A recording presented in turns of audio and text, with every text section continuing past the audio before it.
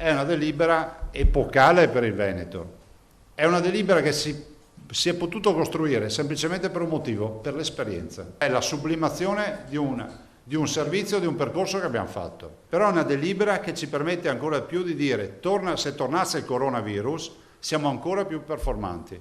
La nuova delibera è stata presentata durante il consueto punto stampa del presidente Zaia e apporta nuovi cambiamenti. Ci saranno 100 milioni in più. Cresce, si potenzia, risponde anche da quello che è stato l'esperienza che è maturata, quindi potenziamento della rete ospedaliera, terapie intensive, semi-intensiva, differenziazione dei percorsi di triage all'interno dei pronto soccorsi e poi si potenzia per quanto riguarda la parte territoriale, di collegamento tra il territorio e la parte sanitaria.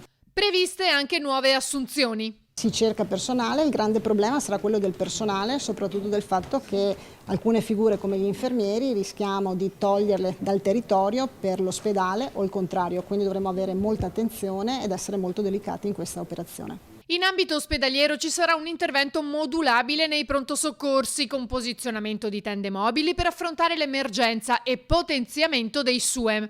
Nasce poi l'infermiere di famiglia per l'assistenza domiciliare. Le assunzioni saranno 441. Confermate fino al 31 dicembre le USCA, 51 in Veneto, nate in piena emergenza come supporto. In ambito privato invece importanti novità per le RSA su 3 livelli. Un capitolo a parte è quello legato ai centri residenziali e alle RSA per anziani, in cui prevediamo appunto la figura del direttore sanitario che andrà ad affiancare la figura del medico curante e del medico coordinatore e che dovrà quindi aumentare quella che è anche la qualità ma anche l'assistenza in queste strutture che hanno un carico assistenziale molto importante oggi. È prevista insomma una struttura qualora, si spera di no, ma qualora dovesse tornare una pandemia? Sì, il terzo livello prevede, nell'ipotesi che ci fosse una recrudescenza e quindi con numeri importanti, anche di individuare una struttura dedicata, un po' come è successo per gli ospedali, proprio per permettere un'assistenza ancora maggiore all'interno di questi centri e di queste strutture.